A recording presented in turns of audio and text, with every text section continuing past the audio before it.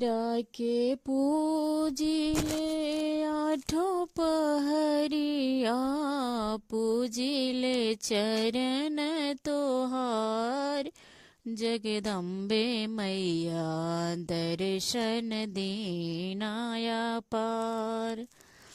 नैहर में मांगिले भाई से भतीजवा, एके आवसुए के जा आसुए अम्बे मैया दर्शन दीनाया पार।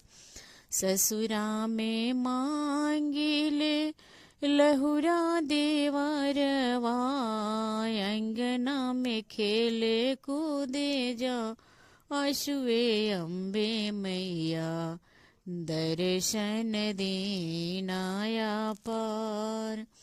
अपना के मांगिले अवध सिन्होरवा, जुगे जुगे बढ़े यहाँ